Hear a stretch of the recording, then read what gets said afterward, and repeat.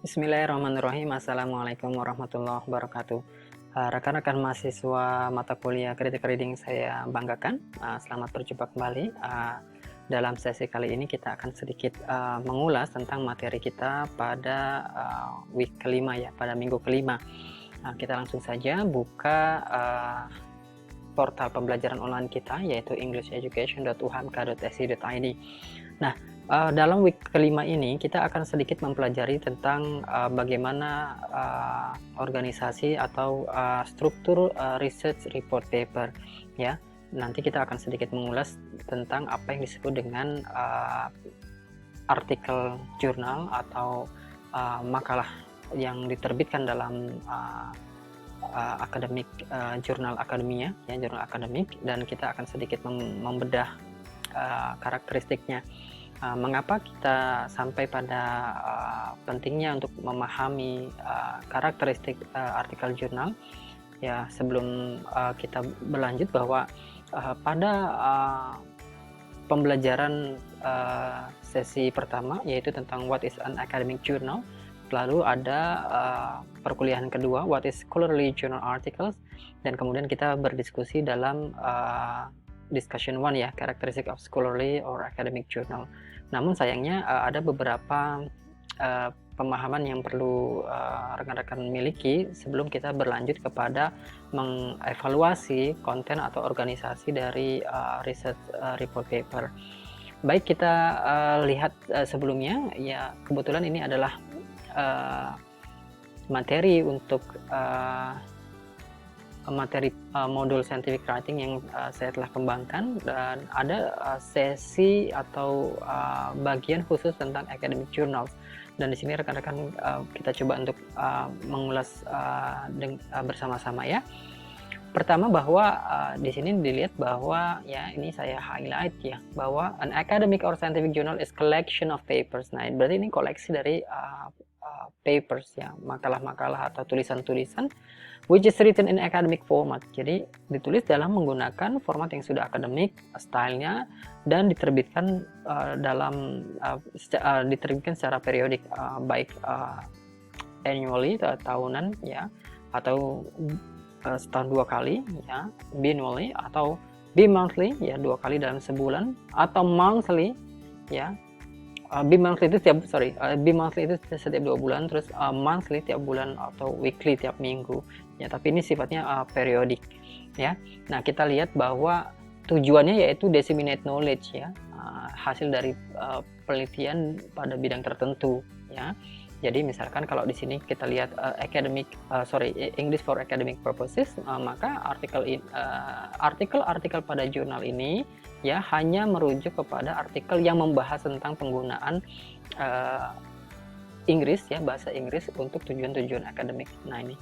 Nah, di sebelahnya yaitu JTE, Journal of Teacher Education. Nah, ini khusus pada pendidikan calon guru atau pendidikan guru ya. Nah, maka artikel-artikel yang diterbitkan dalam jurnal ini yaitu artikel-artikel atau makalah-makalah atau tulisan-tulisan akademik yang berkaitan dengan pendidikan guru, seperti itu. Oleh karenanya nanti kalau misalkan artikel tentang kimia, atau artikel bertuliskan tentang proses tumbukan sempurna atau tidak sempurna yang dikaji melalui eksperimen tertentu, ini tidak bisa masuk ke dalam konteks dua jurnal ini karena emang bidangnya sudah berbeda ya. Nah, sekali lagi bahwa academic journal ini merupakan kumpulan tulisan-tulisan akademik dengan format tertentu ya, tentunya format-format akademik, dan harus sesuai dengan style-style akademik, dan diterbitkan secara berkala ya, sekali lagi.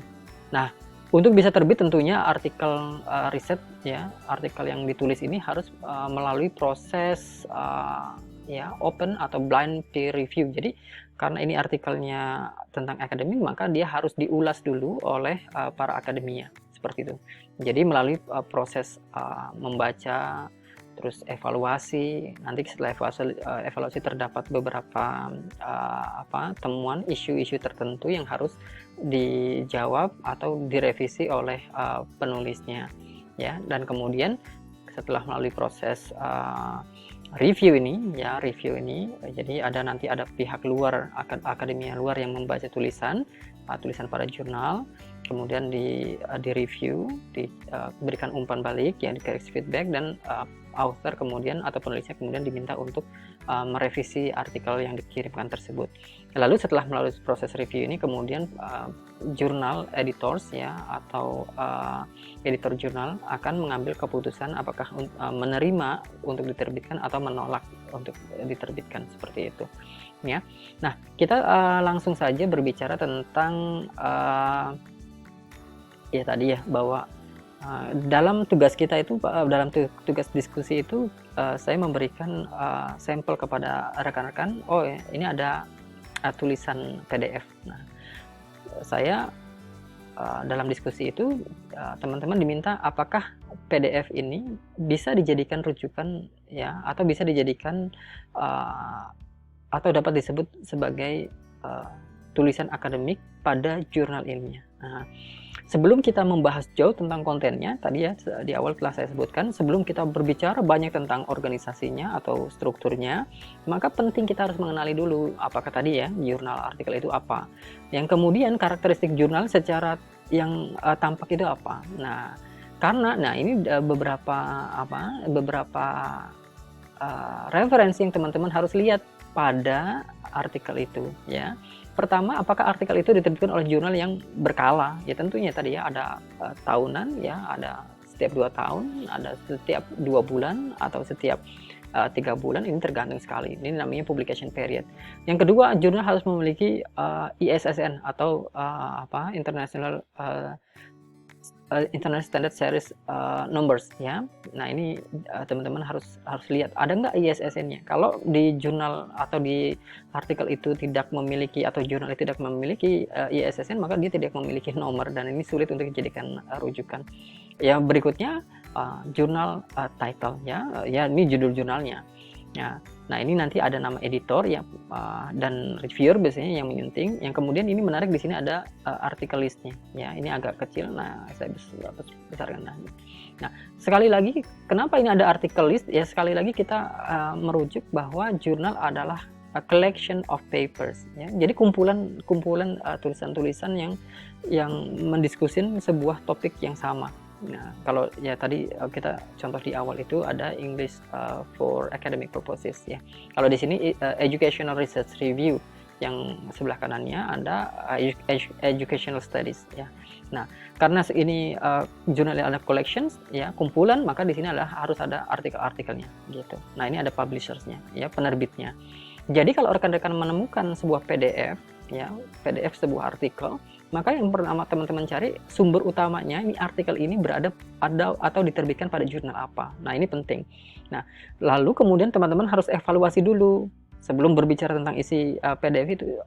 Lihat dulu apakah jurnal ini bagus nggak. Nah, jurnal yang bagus itu tadi dia terbit berkala, punya ISSN, ada judulnya, ada editornya, ada proses reviewnya ya, terus ada kumpulan tulisan lainnya, dan yang pasti ada penerbitnya. Ya, nggak sulit untuk mengatakan bahwa sebuah jurnal ini bagus kalau emang tidak ada nama penerbitnya ya, dan ini sulit ya. Nah, sekali lagi ya, jurnal itu harus lengkap kriteria atau karakteristiknya. Nah, ini kita ambil contoh IJRME ya, IJRME, International Journal of Research and Method in Education. Nah, ini jelas ya. Serial numbernya berapa? Oh, ada ya. Nah, ini bisa dicek di online-nya ya. Publication periodnya, ini di sini ada ya, ada volume. Nah, volume itu setahun, nomor tahun itu ya. Yang kedua ada dalam itu sudah nomor keberapa ya, dalam tahun itu. Kalau volume itu nomor tahunnya ya. Nah, ini Oktober 2005. Berarti volume 28 ya, terbit di bulan Oktober 2005. Nah, nanti ini nama jurnalnya sudah ada ya. Terus yang berikutnya ada nama penerbit ya. Sekali lagi sebelum mengulas, nah teman-teman harus melakukan justifikasi dulu apakah jurnal artikel ya yang kita temui PDF-nya bersumber pada jurnal yang bagus ya. Jurnal bagus itu tadi minimalnya memiliki karakteristik yang di atas. Nah, sebagai contoh, misalkan teman-teman menemukan artikel seperti ini ya. Ini kebetulan artikel yang saya terbitkan. Nah, dilihat secara kita teman-teman sudah pandai SQ3R-nya, maka kita lihat dulu ya, kita lihat uh, secara glance ya, secara umum dulu. Nah, ini adalah penampakan artikel jurnal ya, artikel tentang isu tertentu yang diterbitkan oleh academic journal atau jurnal akademik ya. Nah, ini teman-teman bisa lihat ya. Nah, sekarang kita bahas terlebih dahulu ya, maksudnya gimana sih? Nah, nanti ini hampir sama dengan tugas teman-teman dalam diskusi kita. Teman-teman sudah diberikan PDF. Nah, teman-teman diminta apakah PDF ini ya merupakan referensi yang bagus untuk tulisan akademik. Nah, seperti itu. Nah, kita lihat pertama ya. Ini ada Taylor Francis ya, ini ada Cogent Psychology. Loh, ini apa? Nah, kita cari Taylor Francis, ternyata dia terbit di sini. Oh, ternyata Taylor Francis, kalau kita lihat di sini ya, di sini covernya, Cogent Psychology itu nama jurnalnya. Berarti ini jurnal sudah ada nama jurnalnya, Cogent Psychology ya. Berarti di sini ini nama jurnal ya, Cogent Psychology. Oh, ternyata ini adalah nama penerbitnya ya, nama penerbitnya. Nah, dilihat ini ada ISSN, ada print ya. Berarti ini ada versi cetak ya, dan ada versi online-nya. Nah, kita cari ya, tentunya ini karena dunia digital kita bisa mencari cross check ya, apakah benar ini jurnal ini memiliki ISSN. Nah, ini setelah saya cari ternyata ada di Cogent Psychology ya, dan di sini ada nomor ISSN-nya ya, International Standard Series Number ya. Berikutnya kita lihat ini sudah Cogent Psychology sudah ada. Oh, berarti ini sudah. Oh, berarti ini adalah judul artikelnya ya, judul artikelnya. Nah, kita lihat di sini. Ternyata di sini ada judul artikel. Oh, ini adalah penulisnya ya. Ini penulisnya jadi jelas.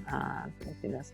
Nah, teman-teman lihat ini adalah bagaimana cara nanti teman-teman menulis referensi nanti daftar di daftar pustaka ya. Nah, ini nama pengarang ya. Nah, ini tahunnya, jangan lupa. Ini nama ya, ini adalah judul artikelnya ya, judul artikel ini terbit dalam Journal Psychology volume 7 nomor 1, dan ini nomor terbitan artikelnya. Nah, gitu ya. Ini volume 7 nomor 1. Nah, seperti itu. Jadi sekali lagi teman-teman harus melihat karakteristik yang tampak dulu sebelum kita mengevaluasi ya.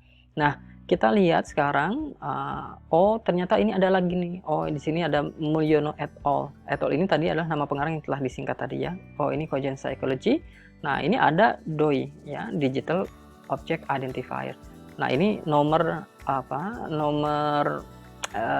pengenal di dunia digital ya, ini nomornya. Jadi ketika kita copy ini ya, setiap artikel jurnal yang terbit ya di era digital biasanya sudah memiliki nomor DOI ini ya. Nomor DOI kita coba kita klik. Nah, ketika kita copy paste di sini, kita enter ya. Nomor DOI yang bagus dia harus merujuk kepada artikel jurnal itu.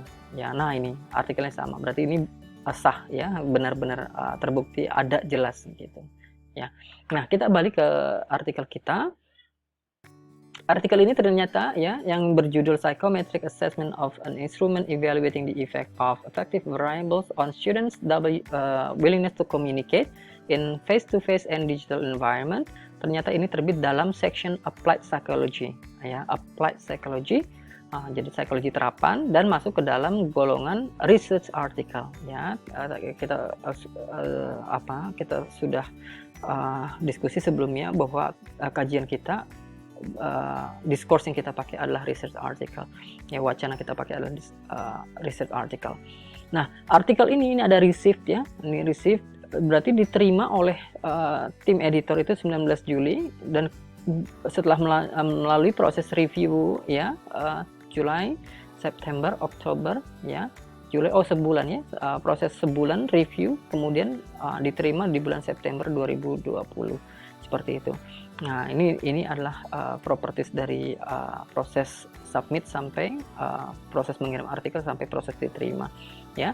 Nah, tapi teman-teman kalau lihat di sini ya, di sini publish 23. Berarti artikel ini mulai tanggal 7 September ya, baru diterima, kemudian diproses ya, layout dan macam-macam, baru muncul 23 September 2020 seperti itu. Oke, nah ini jelas. Nah ini corresponding author, ini nama saya yang menjadi corresponding author. Itu apa sih? Kalau ada pertanyaan terkait konten artikel, ya pembaca bisa mengirim langsung ke email corresponding authornya. Nah ini reviewernya yang reviewing editor yang mereview, yang menjadi penyunting proses review ini. Nah ini Lucia, dan kita bisa lihat sekarang, kita lihat dari ini ada judulnya ya, ini terus ini ada pengarangnya. Jangan lupa bahwa jurnal, artikel jurnal itu memiliki karakteristik yang sangat umum. Ini abstrak ya, abstrak itu adalah summary dari keseluruhan isi artikel itu ya. Nah ini about the authors ini, kalau ini tergantung template-nya ya, ini tidak harus, ini tergantung template dari jurnalnya. Yang berikutnya ya, ada subjek ya, jadi topik, judul yang tadi dituliskan di atas ini masuk ke dalam subjek apa. Nah ini keywords itu adalah kata-kata kunci yang ada dalam artikel. Ketika nanti kita membaca artikel dan mencoba mendiskusikan artikel, ini adalah kata kunci yang dipakai ya. Lalu kemudian kita lihat di sini ada introduction ya, latar belakang kenapa ada permasalahan dan bagaimana proses menjawab permasalahan riset tadi, pertanyaan riset tadi, maka ini ada di introductions. Berikutnya ini sangat tipikal ya, sangat umum, yang setelah ada introductions, beberapa artikel jurnal memberikan daftar literature review atau review literatur, atau ada yang pakai literature framework ya. Kebetulan ada jurnal yang menggabungkan introductions atau latar belakang dengan teori ya, literatur review itu menjadi satu paket di introductions. Kebetulan jurnal ini memakai konsep itu. Yang kedua ini ada metode ya, metode riset yang dipakai untuk menjawab permasalahan atau pertanyaan riset yang ada dalam artikel ini. Nah ini di sini ada instrumen ya, terus yang kedua ada proses penerjemahan instrumen, terus sampelnya siapa, sampel yang menjadi partisipan siapa ya. Lalu ini metode analisa datanya bagaimana, ini ada di analisis ya. Nah temuannya ini apa, nah selalu ya riset artikel itu selalu punya temuan, dan yang menarik adalah di bawah temuan dia selalu memberikan discussion ya, nanti kita lihat sebentar. Nah ini discussion. Nah discussion itu adalah mendiskusikan apa yang telah ditemukan ya. Jadi kalau temuan itu real dari riset, discussion ini mengkaitkan ya hasil temuan dengan literatur sebelumnya dan mengulas dengan referensi literatur yang digunakan sebagai dasar ya. Nah baru kemudian diberikan conclusion.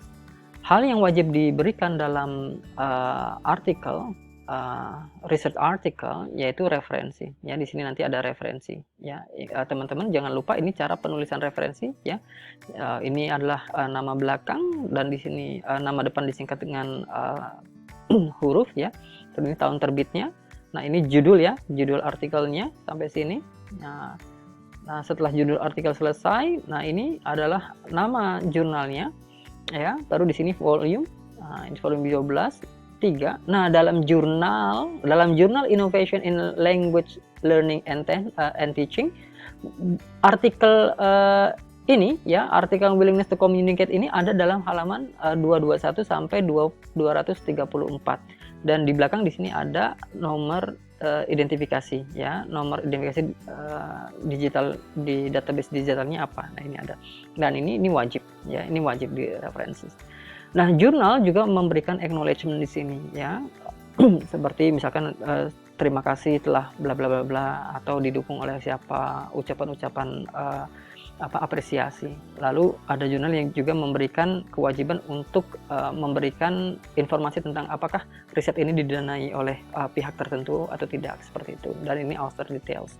Nah, teman-teman, inilah evaluasi yang tampak ya. Jadi surface evaluations ya, evaluasi secara umum sebelum kita menentukan organisasi atau struktur dari jurnal. Maka dalam diskusi yang ada di website kita di English Education itu, teman-teman pertama sebelum mengevaluasi kontennya, kita harus mengevaluasi yang tampak dulu ya, yang umum itu dulu, yaitu karakteristik dari jurnal. Yang perlu teman-teman tadi perhatikan bahwa ketika mendapatkan PDF, teman-teman langsung jangan ngambil PDF ini sebagai referensi atau acuan untuk membaca ataupun menulis. Yang perlu teman-teman harus perhatikan adalah apakah PDF ini atau artikel yang di format dalam file PDF ini ya dapat digunakan. Nah, untuk melihat apakah dapat digunakan, teman-teman harus merujuk kepada jurnalnya. Apakah jurnal ini jurnal yang baik atau tidak, seperti itu. Mungkin itu saja. Saya mengucapkan terima kasih teman-teman sudah banyak berdiskusi, dan ini merupakan simpulan dari diskusi teman-teman, sehingga teman-teman bisa lebih berhati-hati ketika mengevaluasi atau mengambil paper tertentu atau artikel tertentu untuk dijadikan sebuah rujukan, karena ini merupakan ya evaluasi awal seperti itu. Baik, silakan dilanjutkan diskusi dengan menggunakan referensi yang telah saya jelaskan pada video ini. Terima kasih. Assalamualaikum warahmatullahi wabarakatuh.